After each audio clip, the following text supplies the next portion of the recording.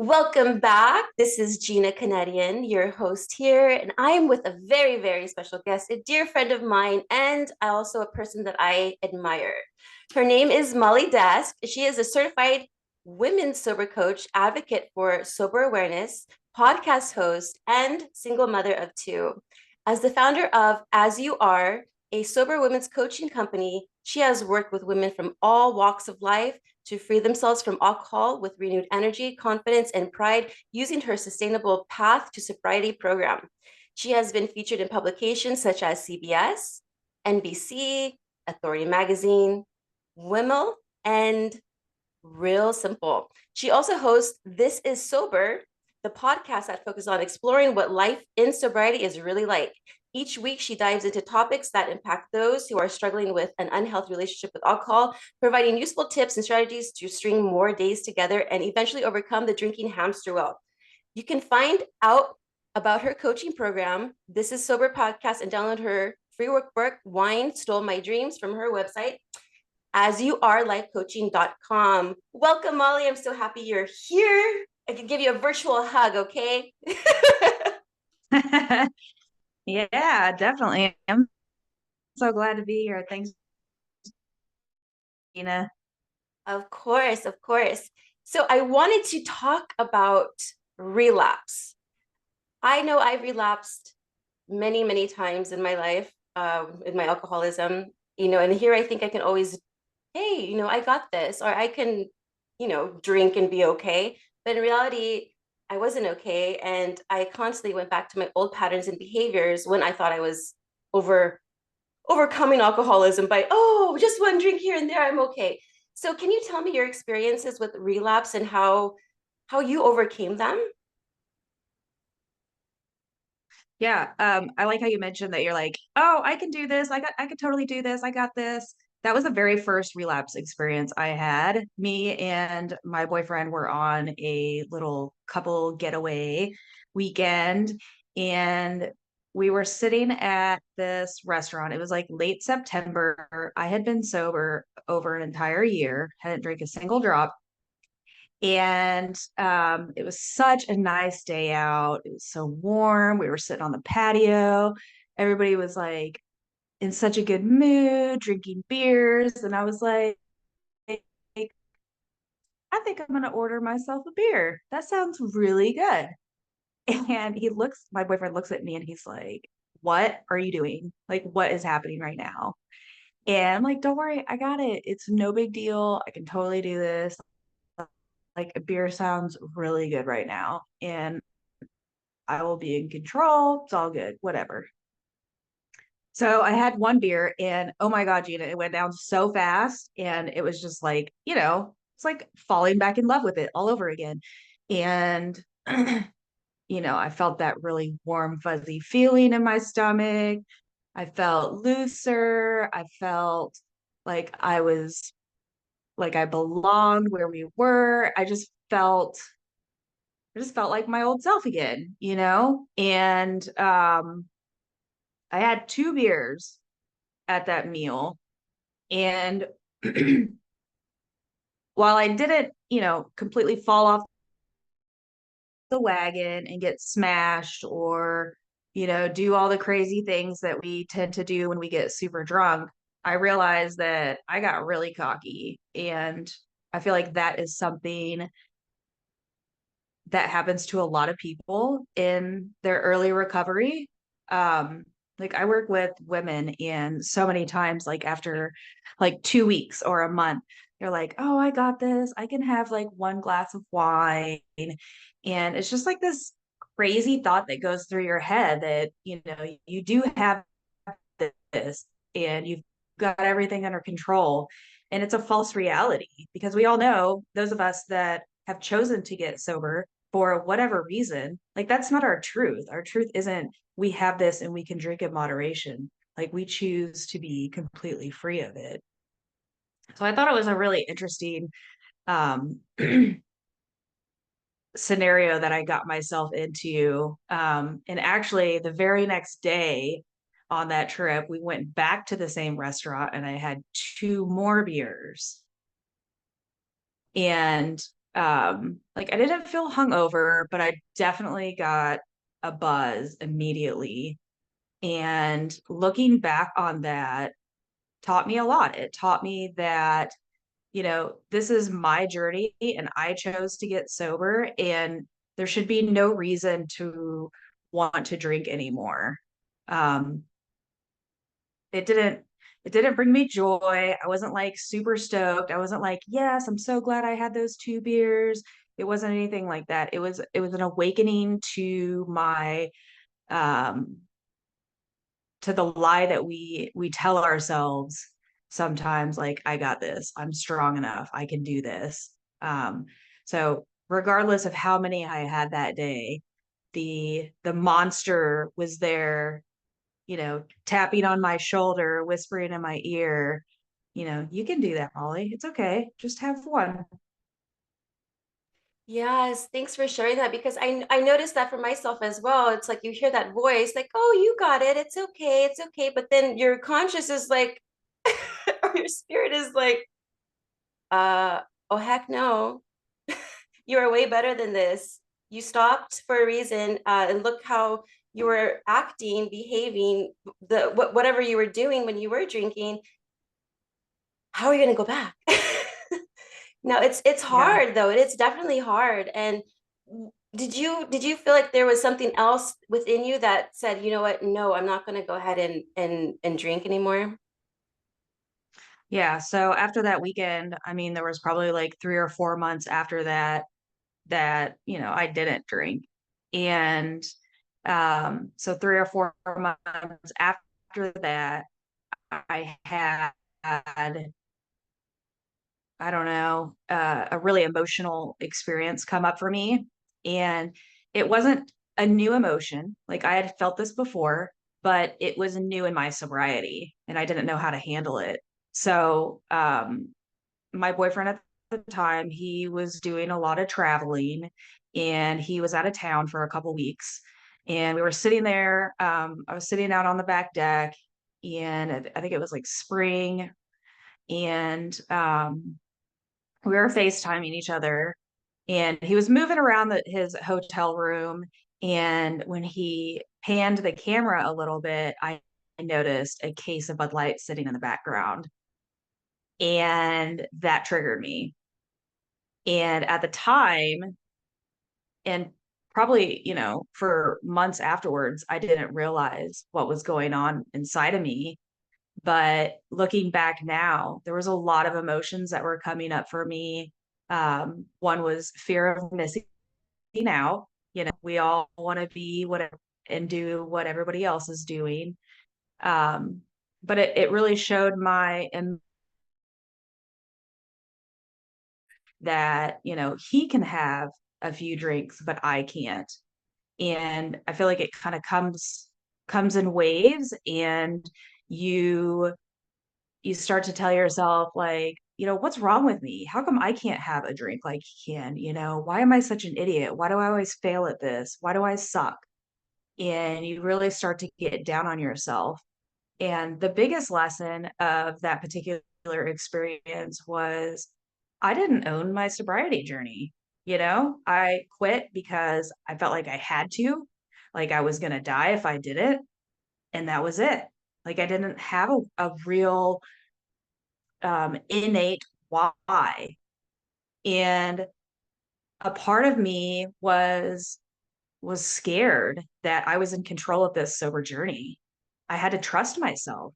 I had never trusted myself like this before, because I'd always screwed up in the past. And, if somebody stuck some drugs or alcohol in front of me, like I was doing it, And so this was like the first time that I had to realize, like, this is all about you, Molly. It's you and you alone. You're the only person that can hold yourself accountable for this. You're the only person that can tell your story and that can own your sobriety. And I felt like at that moment, I had been depending on somebody else to help me through and keep me sober.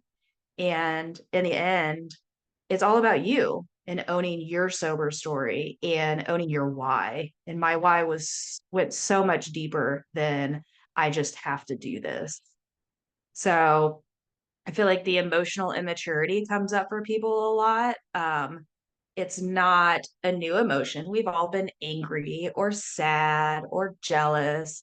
But when you first decide to get sober and those emotions come up, it feels completely different. It's so much more raw and real. And if you don't have healthy strategies to deal with them, you're going to go right back to drinking, or you're going to want to drink really bad, and you're not going to be able to manage those emotions very well. Yes, emotions do come up, but I wanted to, I heard you talking about your why. I was curious, like, what is Molly's why? What is your why? Because I'm worth it. That's right. And I think a lot of times we feel like we're not worth it. Like, we don't care. And I think that's a lot of times what we go to drinking is because we want to mask our true emotions and what we feel inside about ourselves, our lifestyle, our environment, and anything that's happening to us. We want to just numb it and create this like different avatar practically of being somebody else that really we think is good at the time, but in the long run, you're just killing yourself, and have you had any experiences at all when it comes to drinking or when you drink very heavily that you felt like some other type of like presence or being like kind of coming within you at all? You ever experienced that Oh, before? yeah. I mean, I would say, yeah. I mean, I would feel like anytime I would black out. I mean, there were situations. I remember one time in high school, I had taken a Klonopin and drank a whole bunch of alcohol, and I blacked out probably for, I don't know, probably an hour or so. And when I came to, people were telling me that I was trying to fight people. Like, I have zero recollection of that. So there's kind of like an angry side, um, that I feel like could come out when I get drunk. I mean, I have a lot of stories where when I would drink too much and this angry beast would essentially emerge and take over. And I felt like it wasn't something that I could control. Yeah, I've actually experienced that with a friend of mine. Unfortunately, she did pass away, and this is when we were in our early 20s. Um, she would just completely transform. You can see it in her face, you can see it in her demeanor, the way she was standing. She wasn't all wobbly. It's just like something took over. And I remember when after we went to a friend's house, she was acting very belligerent, and we had to bring her back to my home. And like we put her in the bath. We're trying to get her to feel better, and she was just like I needed like a what do you call those jackets? A straight Like a jacket. straight jacket. Yeah. Yes, and it's just she was all demonic and everything, and I was like, oh my goodness. But then the other side of her, when she was sober, Molly, I swear she was just the sweetest, loving, most beautiful person in the world. And it was so sad that I did lose her because she was drinking and driving. Hit a center divider, got freaked out because it would have been maybe her like second or third DUI. She went across the freeway and got hit by a Toyota Tundra. And like on close to where I am actually living right now. And every time I drive by there, I remember her and I'm just like, oh my goodness, it's so hard to lose like someone so close. And then I didn't even really understand alcoholism because I never thought I had a problem because I was just starting to drink because this was in our early 20s. And it's so sad to see people change. Now, when it comes to friendships, did you have to cut off a lot of people when you became sober? Oh, yeah. Um, I mean, there's friends and then you've got drinking buddies, right? So I feel like the drinking buddies just naturally and organically fell away. It was also, I got sober right before COVID. So that was almost a blessing because I wasn't going out. I wasn't, there weren't happy hours or parties or anything like that.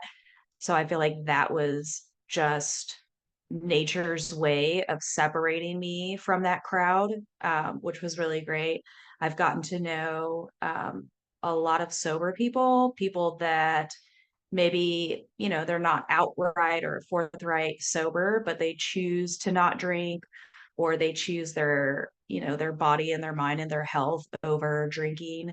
And I've just gotten a lot closer to my friends, my children, my mom.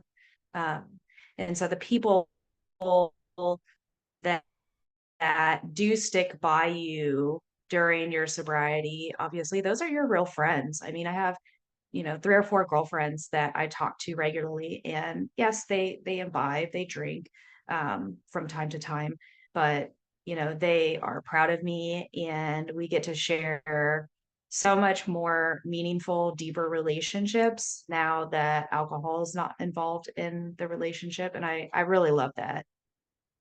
Yeah, you can tell who are your true friends out when you get sober, because the drinking buddies, quote unquote, right, will just tend to dissolve from your life. Meanwhile, your true friends will stay and support you. Yeah, they're drinking, but they probably don't even have like any issues. They can just drink and stop. Unlike how you and I were, where we had one glass of wine, we need to drink the whole bottle of wine then, maybe two. Yeah, So yeah. yeah, so you really do get a like understanding as far as like who are my true friends when you get sober. And it's a blessing because you don't need those people in your life if they tend to leave, you know?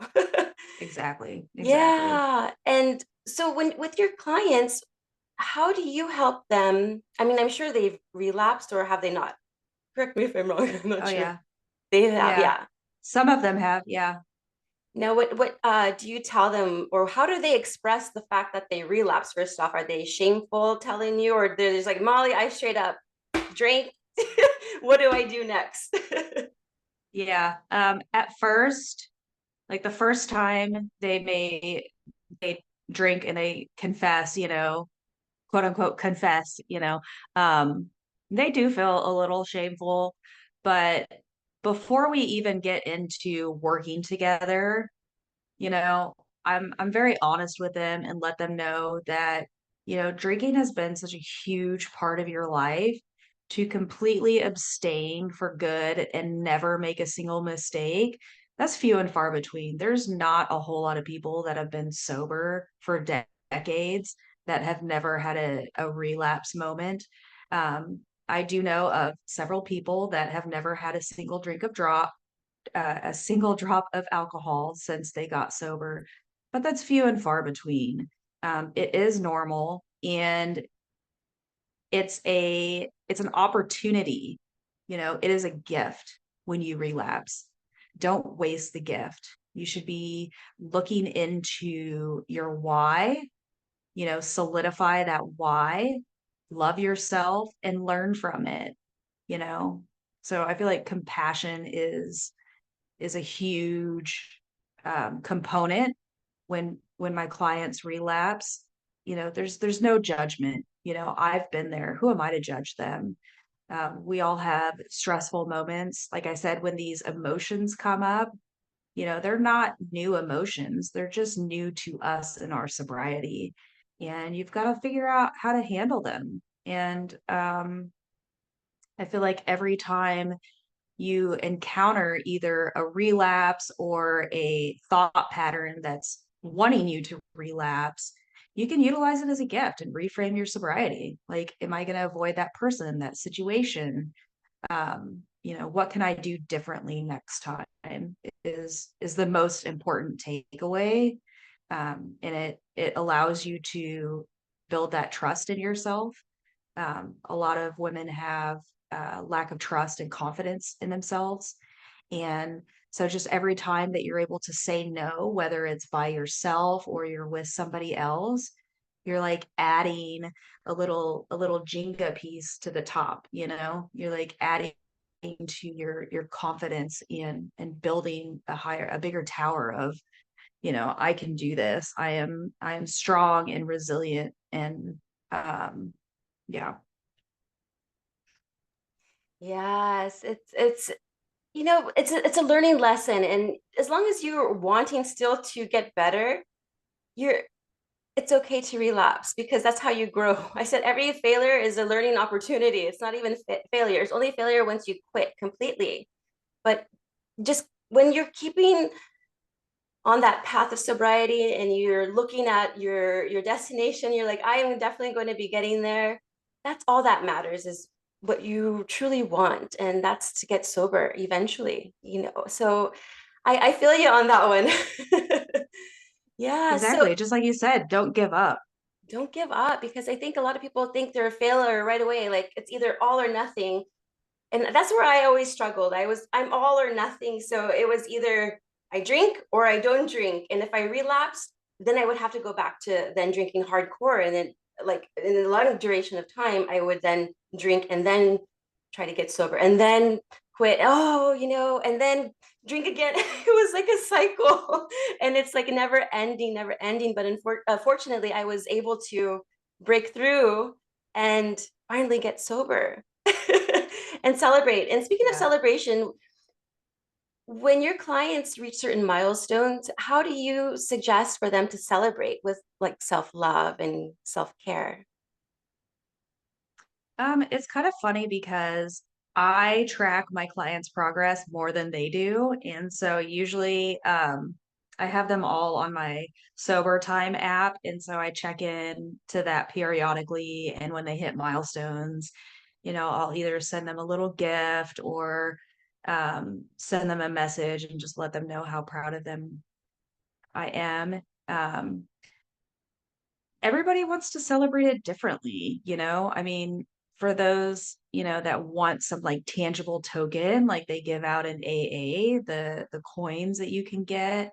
Um, but I really feel like just being in your own awesomeness and loving on yourself, like you said, self-love is it's so important, and just being proud of yourself, like for some women this is the biggest accomplishment of their life, and it's enormous at 1 week, 1 month, 6 months, every little bit counts. And just like with any goal, if you're not celebrating those milestones, then what's the point, like it's all about the journey. There's not a particular destination. So being able to celebrate that along the way is really important.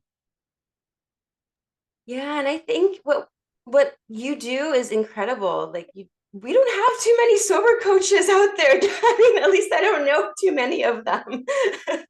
And I think that being along with them gives accountability as well. And so it's nice to have your client turn to you saying, hey, what should I do next? It's not like what do you call those? I've never actually even had one before. At AA, they provide you a Oh, a sponsor. sponsor. See, I don't even sponsor. It's way different because you do something very unique with your clients. And I just learned about this myself, and it's something called Enneagram. Can you explain a little bit about what Enneagram is and how that helps your clients? Oh yeah, I love the Enneagram. It's so cool. I mean, just to break it down easily, is a personality assessment. And there's 9 different Enneagram types, and they're broken up into 3 different categories. And within that, I mean, every Enneagram, everybody that's taken the Enneagram that I know of that's looked at it is just like, oh my God, this is so spot on. It's crazy. Um, the sober journey it's got to be the most personalized journey of your life. Um, so take dieting, for example, right? You've got keto or the Mediterranean or, the South Beach diet. And they're like, okay, these are the foods that you can eat. These are the foods that you can't eat. This is how much you have to exercise. And it's a very prescriptive program, right? It's for you. It's for you. It's for you. It's for everybody, right? Whereas in sobriety, it has to be completely customized and personal. And the Enneagram is one of the tools that I use to personalize that. Okay. So, for example, I am an Enneagram 5. And an Enneagram 5 is somebody that is a little shut off from the world. They crave knowledge. So I love to research topics and read things, and then I like to talk about it and share that information with the world. Um, so when I relate that to my sober journey, like Quit Lit, that's my jam. I love to read about other people's sober journeys, how they started out, how they got to where they are. I love, recently I've been doing a lot of research on alcohol and hormones and how that impacts like a woman's hormones specifically. I was doing a piece on Women's History Month, so learning about all of the women who have shaped sobriety, from the early 18 or the late 1800s to now, and how that's impacted, personalized women's programs and stuff like that. So that stuff really helps me stay sober. And I know it sounds really weird, but like reading and learning more information, it really does, because I'm passionate about it. So if you take somebody, for example, well, what's your Enneagram, Gina? Oh my gosh. So I just found out that I am an Enneagram number 7. Oh, okay. Tell us about that. It said that I am a Optimus Entertainer. An optimistic I entertainer? think that's what it Oh, was. you're the optimist. Optimist. Yeah, so I don't know, but I think everyone is an entertainer because we're living on planet Earth, so that's our job, is to entertain. But optimism, I guess that I like to be involved with people a lot. I like to be out there with people, working with people. And it says that I don't like to be alone. I don't like conflict. I don't like boredom. It's best not for me to be bored. And it's so true, because literally I drink because I was bored. I had nothing else to do. I have like no goals, no nothing. I was just working and that's it. And I was bored. And so Right. I would drink.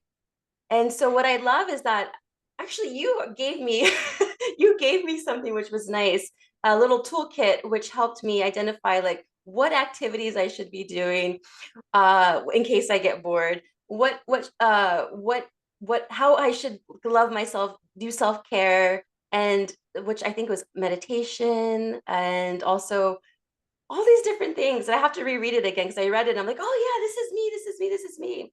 But it's so neat. And I love that because it does really personalize everything. So I'm like, this is me. This test knows. Because I don't think I've ever taken a test before, besides one of those disc tests. That was back in like 2006 or so. And this is, I was just an influencer, whatever that means. I don't know. But this one was very, very dead on. So I really appreciate the Enneagram. Yeah. So for you in your sobriety, I mean, you've already been sober, what is it, 7 years now? Oh, over 5 years. Over 5 years. Okay, my bad. So you've already been doing all the things and you've got down what works for you.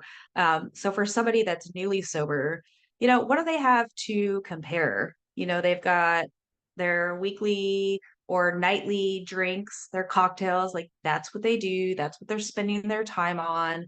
The emotions are getting masked by the drinking. So there's nothing really to compare. You can do a bunch of searches online. You can look on Instagram, like, what are some things that I could do when I'm bored? And they're like, oh, get some exercise, or, join a gym, or, do all these things that are very impersonal, I guess is what I'm trying to say. They're impersonal. You can get all these ideas. And so you try them and you're just like, oh, I just hate going to the gym. I just don't like being around other people, or I don't want to go take that painting class. It sounds terrible, or, I whatever, for whatever reason. So the list that I provide, it's not something that I necessarily come up on my own, but I get to know them a little bit. And based on what I know of the Enneagram, and self-care is a high priority. For certain Enneagrams, it's more of a priority. If you have somebody that's like a people pleaser, for example, the people that are always doing things for everybody else and putting others above them. Self-care is like huge, like definitely prioritize that. And there's hobbies and habits that you should develop. And all of these things, what it's really pointing you towards is discovering who you are, what makes you happy, what fulfills you, what you can do with all of this free time you have now that doesn't feel draining, that you don't dread doing. Like I dread running. Like I will never be a runner. So like knowing these things about yourself before you even jump into sobriety, I feel is huge. I mean, you're like 10 steps ahead of anybody else that has been doing this for weeks or months. You kind of have like a cheat sheet here, if you will. Like you're cheating the whole system by knowing these things about yourself ahead of time. And it's been helpful for me. Like I didn't discover the Enneagram until probably mid last year. And I had taken it before, and I was like, you know what? I want to take it again because I think I was a two before, and I was like, I don't know, that just doesn't really feel like me. So I took it again and I created my own report, and I thought it was really interesting because a couple things happened. First, self-awareness is really important in recovery, right? Knowing what you're able to handle, what you like, what you dislike, your strengths and weaknesses, and all that. The second thing that it did was it gave me new ideas for activities and habits to form that I hadn't thought about before. And so I'm like, okay, let me give this meditation thing a try. And I freaking love it. Like I do it every day, sometimes 2 or 3 times a day. Um, I've always been a reader, but then knowing that that supports me innately and who I am, it's like I don't have to make an excuse for it. Like that's who and it helps me grow and it helps me be authentic. So I feel like it's really cool and I love the tool. It's very cool. Yes, and I'm so happy I have it because it's like my little cheat sheet, like you said. Like, okay, what should I do? And you discover yourself, and it's hard because that's why we drink. We don't know who the hell we are. Excuse my language. Yeah. But we don't know who we are, and it's hard. And I think a lot of times society wants us to be a certain way, or maybe they're dragging us to drink. Who knows? They want to get rid of the population here. I don't know. But but I feel like society promotes alcohol so much that it's like in our face. Like, okay, you go to movies, everyone's drinking. You drive, it's on the billboard, there's like an alcohol ad. You go to your friend's house, most likely they're going to be drinking or there's going to be alcohol there. You go anywhere, a restaurant, there's alcohol. Everywhere you go, there's alcohol. Why? I'm just wondering, like, why is it promoted so much when it's so bad for us and we become addicted? I What mean, are it's your, just like big yeah, tobacco, right? Like, yeah, right. I mean, it was sexy and it was like a social status and um, even when they started advertising to women, women weren't allowed, quote unquote, to smoke. And then it became socially acceptable. And then it was just kind of like, look at me, I'm fancy with my cigarette. And it's all about the money. I mean, they are huge lobbyists for government officials and they give them a shitload of money.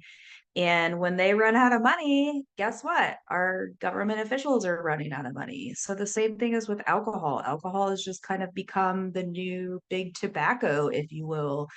And it's all about money. So that's why you see these commercials of, everybody's having a great time. We're dancing, we're at this tailgate, and everybody's like laughing and jumping around. And I mean, the one that really gets me is where there's two women and this woman, she's like just got done with this like really long run because she looks exhausted and she looks like a runner, she's like very lean and She just looks like a runner. And she runs up to this driveway and her friend's standing there and she's holding these two Michelob Ultras. And it's like, hey, you just got done running, 8 miles. Let's have a beer. And it's like, what the frick, Like that is like the complete opposite of what you should do after a run. You should be drinking water and stretching. And it blows my mind. But that's how they're using this advertising to get more women. And then like all these seltzers kind of came out of nowhere. I mean, that's very, oh my God, like think about teenagers, it's kind of like the energy drinks. It's like fun and um, it doesn't, I don't know, just like compare that to like a Bud Light bottle. It's like kind of boring. They're like full of fun colors, like rainbow colors, and they've got cool names. And so that's like attracting a younger crowd and women as well. So, I mean, they're very smart, but I mean, beware, we're catching on to you. We know what you're up to. We know what you have up your sleeve, and there's a sober movement coming. Heck yeah, the sober movement is on its way. If tobacco has dissolved or is dissolving, so can alcohol. And I noticed that a lot of people are becoming more sober curious. Oh, and just to back up a little bit, I used to be one of those who would drink during running. During running, though, instead of a water bottle, I would have alcohol in my water bottle. Oh my God. Yeah, I was one of those. So, but I didn't have the nice six pack or whatever in the commercial. But they definitely try to influence you to drink. But I definitely feel like there is a movement happening. There's should be more sober coaches like you. And I feel that a lot of people are becoming sober curious because I'm having conversations here and there with people who used to drink and they're like, oh, I'm trying to wean off drinking or I'm trying to like not drink for this month. I just literally heard about sober curious like last 4 months ago. I never even heard of it before. Have you heard of sober curious before? Yeah. So Ruby Warrington, she actually coined the term and she's got the book. She wrote the book called Sober Curious. And when I was drinking, see, I've said this before on other podcasts. I was never sober curious. I just was all in. I felt like it was totally normal. I didn't have any influencers around me that were like, hey, maybe you should moderate, or this is kind of the cool thing to do is like dry January, or, take a few weeks off. Like that was not a part of my life at all. So I went from 100% drinking to 100% quitting, And so I love the sober curious movement. There's what's that other girl? There's another influencer on TikTok and it's damp lifestyle. So she's got like a bunch of videos about how to uh, uh be more to go into like a happy hour sober and make sure that you're drinking a couple waters in between there. And so I really love it because it's encouraging people to be more conscious about the role alcohol plays in their life. And there's nothing bad about that. Like I don't dog anybody that is sober curious and hasn't quite got there yet, or maybe they never get there. But just to go back to Ruby, it's so interesting because in her book, like so many times, she she doesn't claim that she will never drink alcohol again, because who are we to say that we will never ever ever drink alcohol again? Like who knows, right? And she doesn't particularly say how often she drinks or how much she drinks because it creates this comparison, right? We're always comparing ourselves to other, like, oh, well, I'm not that bad because, you know, Bob over there, he's a full-blown alcoholic, he can't get his shit together. So I am not like that. And so I'm good. What it really comes down to is, how does it make you feel? Like, how do you feel about it? Like, are you cool with how much you drink? Like, are you happy with it? Are you like, I'm so glad I drink this much? It's all about you. Have the conversation with yourself. Don't let media or advertising or anybody else tell you this is how you have to have a good time, and this is how much you have to drink to have a good time. Totally. That's like, I totally agree with that. And drinking, I was always at the club drinking, and everyone else was drinking. And I would drink, everyone would buy shots and everything. We would line them up and just drink and shot after shot after shot. But I never thought I had a problem though. What I thought is I had a high tolerance. That's all I said to myself is, oh, I just have a high tolerance. I don't have a problem. What do you say to your clients, or what do you say to people, I should say in general, when they say, oh, I drink like this? What I'm guessing is like, what I'm trying to say is like, how much does a person need to drink in order for them to realize they actually have a problem? Like I Depends said, on it's up them. to you. It's up to you. I mean, um for some people, it's one a week. Maybe they have this, wine fascination every Friday at the end of the work week. It's like they're wanting to celebrate, hey, I made it this whole work week. And so they, quote unquote, reward themselves with a bottle of wine. And on Saturday morning, they feel like total doo-doo and they don't get any of their chores done. They don't want to do grocery shopping. They just feel horrible, right? Like that could be enough for them. It really just depends on who you want to be as a person. I don't feel like there's, the what is it, the psychology handbook, the DMV, or no, it's not the DMV. The DSM. DMV, So a DSM? it's like, No, I yeah, forget. it's like, okay, so if you have, they've got like this checklist, right? And it's called alcohol abuse disorder. It's not alcoholism anymore. So it's alcohol abuse disorder. And if you have at least, 1 to 3, if you answer 1 to 3 yes on this, then you have like a low alcohol abuse disorder. If you answer 3 to 5, then it's moderate. And then anything above that, you have severe. And so they've tried to classify it, but it's all bullshit to me. Like, if you feel like your drinking is too much for you, then it's to look online and see what they call alcoholism or an alcoholic or whatever. It's what you feel, you know, really ask yourself, is this good for me? Is this what I want? What Yes, do it's you think? important. It's important to self-evaluate, just take a look at yourself, self-examine yourself. Like, how is my behavior when I drink? How do I act around people? How are my relationships? How is my job working out during my drinking time? And really take a look at yourself and say, hey, or how do you want to feel? Do you want to feel miserable every morning, waking up with, wanting to throw up, headache, sweats? Who knows? Everybody's body reacts differently. And I think everybody does respond differently to alcohol. But for me, what it took is almost death, because I remember I was at my brother's house during Thanksgiving, just about to die. I felt like, because I didn't have any alcohol and I didn't want to drink in front of my family because they knew I was trying to not drink as much. Whatever. I lied to them. And so I almost probably would have passed out, blacked out, if my mom didn't give me the wine that I asked her to give me, because it got to that point, and that's when I knew my body was dependent on the alcohol in order for me to do anything, to drive, to be a mom, whatever that it is. And it's so sad that it had to get to that point.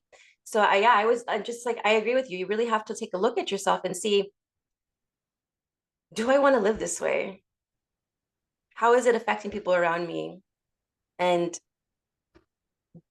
am I worth it? And the answer is yes, you should be worth it, because you are worth it.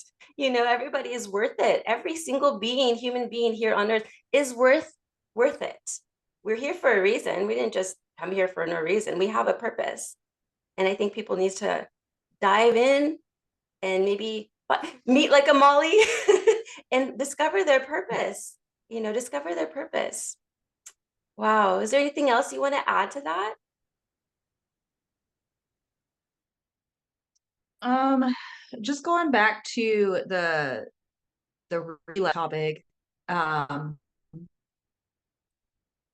the importance of utilizing everything that we've talked about today, all of these different scenarios and how they can pop up in your life, whether it's, friends, family, media, billboards, whatever, utilizing the resources that you have, it's insane.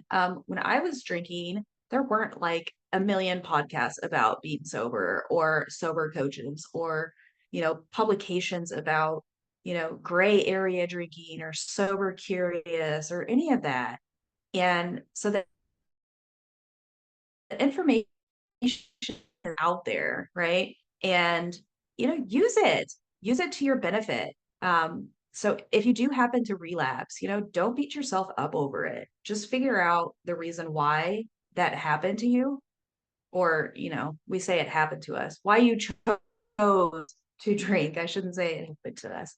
But why you chose to drink, like, why did you choose that? Nobody forced you to put that alcohol down your throat. Figure out why. Why are you here? Why did you even choose to get sober? Is there a good reason? You know, I Yeah. feel like that is really important, understanding your why in not just sobriety, but in life in general. What is, like you said, like, find your purpose. What is really important to you? What do you value? And grow from that.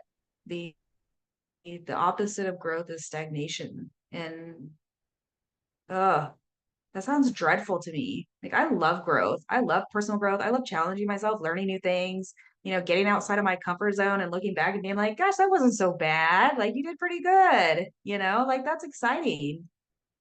Yeah, self-evolution is so important. And how we get there is by doing something that makes us uncomfortable every day. Like we have our conscious telling us, do it, do it. Just do it anyway. You gotta listen to that intuition. That intuition is a guide for us, and it helps us navigate through obstacles in life. And it helps with, when you're in your recovery process. And it helps just in general. Listen to your intuition. You feel that in your gut, huh? The gut and then the head and then the heart. Yeah. Yeah. Oh, yeah. Yes, and what is the best practice, do you think, to find your intuition? Now, you mentioned meditation, right? Is there anything else? So I've been really working on my intuition in the last couple of years. And a lot of people refer to it as, a gut instinct, or, something just like comes to you. So like you're like getting a download, literally. Um, the way to grow your intuition is to trust it. So if you hear something, you're not literally hearing a voice. This idea just kind of like pops in your head, follow it, see where it leads you. And you'll be surprised. It's probably a very good learning opportunity. It could be a business opportunity. It could be all sorts of things. So follow that, see where it leads you, and maybe write it down. So it's a good idea. Like, okay, I just got this idea, and I'm gonna write it down. I'm gonna make a note about it, and then do it. And then you can come back to it and be like, oh my God, it was right. Like, that is so cool. And then the next time that happens, it's going to be stronger and then stronger. And then before you know it, you're just like listening to yourself and you're just like rocking it. And things are just like going your way and you're making the right decisions. And all of these new opportunities are opening up for you. And I'm not saying like as soon as you start trusting your intuition, like it's not like you've won the lottery and your whole life just becomes, unicorns and rainbows. But it's a part of you that is speaking to you. And it's inside you, and it is evolving, and the more you trust it, the stronger it gets, the louder it gets. And I love it. It's very cool. I'm very intuitive. Yes. Yeah, I love that. Yes. Trust your intuition. Trust it. It's not a voice. It's a guide, and you feel it within. Like, you feel it inside. Because I think a lot of times when we tap into that with prayer or meditation, and we really hone into our spiritual being, because we are experiencing being a human here on earth and experiencing all these different things in life. we're supposed to actually experience. So whatever we have overcome, count that as such a big blessing because you overcame something. And what would you say to those who have overcome and who are looking for more, but yet feel like they're not worth it still?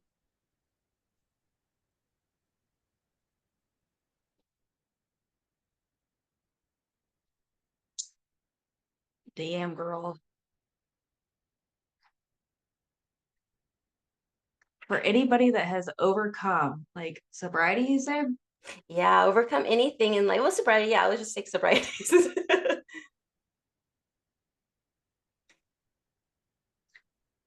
I will say that a lot of people realize that they need to get sober. And I stress the word need. Okay. So they do it and they're literally white knuckling their whole life until they figure out who they are on a deeper level. Right. So you have your job, you have your family, you've got your life all in front of you. And that doesn't change because you got sober, right? People don't just move away or you don't just get a new job. So you have to step back and take a look at yourself.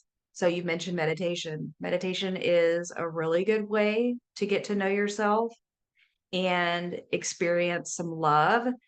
um, when I was first working through self love, because, I hated my body. I hated the sound of my voice. I just didn't like, I got these big thighs, like, ugh, I didn't love myself.